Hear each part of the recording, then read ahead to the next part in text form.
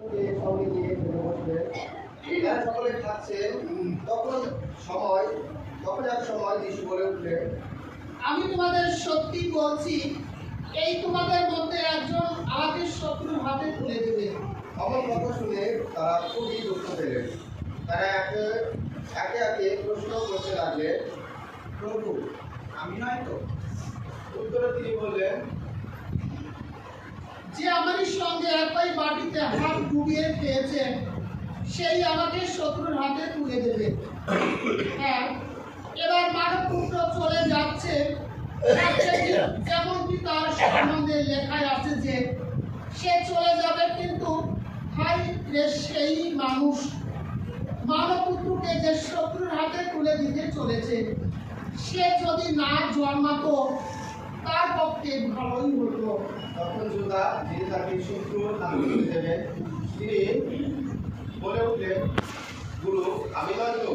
যিশু উত্তর দিলেন, তুমি নিজেই সে কথা বললে। খাওয়া দাওয়া চলছে, সেই সময় যিশু হাতে একখানা রুটি নিলেন।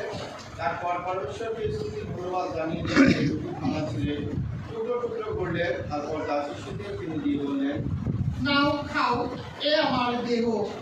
এবার তিনি একটি পানপাত্র নিলেন এবং পরমেশ্বরকে ধন্যবাদ জানালেন। তারপর পাত্রটি শিষ্যদের হাতে দিয়ে বললেন, তোমরা সকলে পান করো, এ যে আমার রক্ত, মহাসন্ধির সেই রক্ত, যা অনেকের জন্য পাপ মোচনের উদ্দেশ্যেই পাতিত হবে।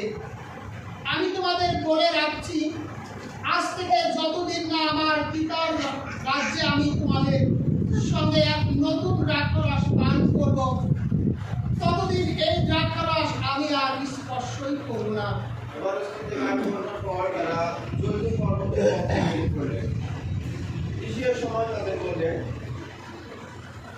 আমার জন্য আজ রাতে তোমাদের সকলের কিন্তু স্মরণ হবে, কারণ শাস্ত্রে লেখায় আছে, প্রভু মেষ পালককে আঘাত করবেন আর পালের মেষগুলি চারিদিকে ছড়িয়ে পড়বে, কিন্তু পুনর্থিত হবার পর আমি তোমাদের আগেই গালিলিয়ে যাব। এতে ঈশ্বর বলে উঠলেন, আপনার জন্য অন্য সকলে স্ফলিত হলেও আমি কিন্তু কখনো স্ফলিত হব না। যিশু তাকে বললেন, আমি তোমাকে সত্যি বলছি, তুমি যে আমারই একজন, এই রাত্রেই মোরগ ডাকবার আগে তুমি সে কথা তিনবার অস্বীকার করবে। তখন উত্তর দিলেন, না, আপনার সঙ্গে যদি আমাকে মরতেও হয়, তবু আমি যে আপনারই একজন তা আমি কখনো অস্বীকার করব না। বাকি শিষ্যরাও সবাই তাদের সঙ্গে কিছু এবার গেতসেমানি বলে একটি জায়গায় এসে পৌঁছালেন। তিনি শিষ্যদের বললেন, তোমরা এখানে বসো, ততক্ষণ আমি ওখানে গিয়ে প্রার্থনা করি। সঙ্গে ছিল সে ও জেবেদের সেই ছেলে দুটিকে নিয়ে গেলেন। সেই সময় তিনি অভিভূত হয়ে পড়লেন। তিনি তাদের বললেন, দুঃখে আমি যেন মরতে বসেছি, তোমরা এখানে বরং অপেক্ষা করো, আমার সঙ্গে জেগেই থাকো। তারপর খানিকটা গিয়ে তিনি মাটির উপর বসে পড়লেন আর এই বলে প্রার্থনা করতে লাগলেন, পিতা আমার, যদি সম্ভব হয়, এই পান পাত্রটি আমার কাছ থেকে দূরেই সরে যায়, তবে আমার যা ইচ্ছা তা নয়, তোমার যা ইচ্ছা তাই হোক। তারপর তিনি শিষ্যদের কাছে ফিরে এলেন, দেখলেন তারা ঘুমিয়ে রয়েছে। ঈশ্বরকে তিনি বললেন, সে কি, তোমরা আমার সঙ্গে 1 ঘন্টাও জেগে থাকতে পারলে না? তোমরা জেগে থাকো আর প্রার্থনা করো, যাতে লোভনে না পড়ো। মনে উৎসাহ আছে বটে, কিন্তু রক্তে মাংসের মানুষই যে বড় দুর্বল। তারপর আবার সেখান থেকে গিয়ে তিনি দ্বিতীয়বার প্রার্থনা করতে লাগলেন, বললেন, পিতা আমার, আমি পান না করলে যদি এই পাত্রটি সরে যাওয়া সম্ভব নাই হয়, তবে তোমার ইচ্ছাই পূর্ণ হোক। তারপর তিনি আবার ফিরে এলেন, আবার দেখলেন শিশুরা ঘুমিয়ে আছে।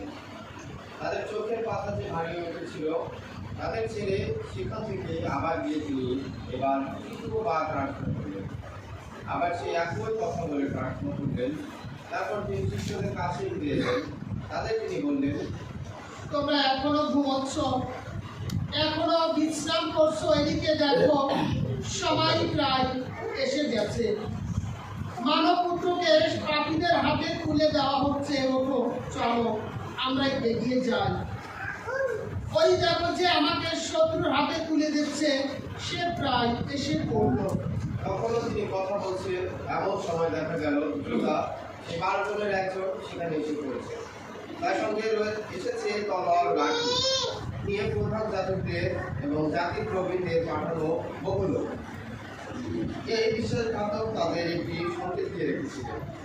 তিনি বলে রেখেছিলেন, আমি যাকে চুম্বন করবো লোকটি সে, তোমরা তাকে গ্রেফতার করো। তিনি যিশুর কাছে তখনই গিয়ে এসে বললেন প্রণাম গুরু। এবং তাকে চুম্বন করলেন। যিশু তাদের বললেন, বন্ধু, যা করতে এসেছো তুমি, এখন বরং তাই করো। তখন তারা এগিয়ে এসে যিশুকে ধরে গ্রেফতার করল। তখনই যিশু লোকেদের একজন হাত বাড়িয়ে তার তলোয়ারটা টেনে বের করলেন এবং মহাযাজকের চাকরকে আঘাত করে তার একটা ডান কান কেটে দিলেন।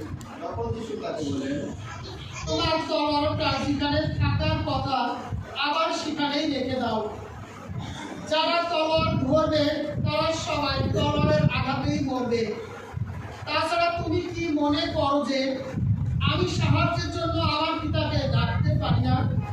ডাকলে কি তিনি আমার পাশে দাঁড়াতে 12টির বেশি দূত বাহিনী পাঠিয়ে দেবেন? কিন্তু তাহলে কি করেই বা সত্য হবে সেই শাস্ত্রবাণী যেখানে বলা হয়েছে সব কিছু এইভাবেই ঘটবে? যিশু এবার ভিড় করে আসা ওই সব লোকেদের লক্ষ্য করে বলে উঠলেন,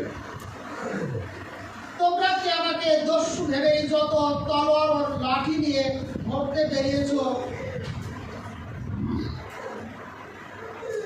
আমি দিনের পর দিন মন্দিরের বসে উপদেশ দিয়ে এসেছি, কই তখন তোমরা আমাকে গ্রেফতার করনি? আসলে এই যা কিছু ঘটেছে তা প্রবক্তাদের শাস্ত্রবাণী সত্য হবে বলেই ঘটেছে। এরপর শিষ্যরা সবাই তাকে ছেড়ে সেখান থেকে পালিয়ে গেলেন।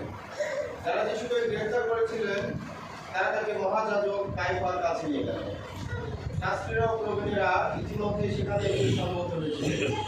এদিকে ভিতর বেশ খানিকটা দূরত্ব রেখে মহাযাজকের প্রাসাদ প্রাঙ্গণ পর্যন্ত কিছু কিছু এলেন।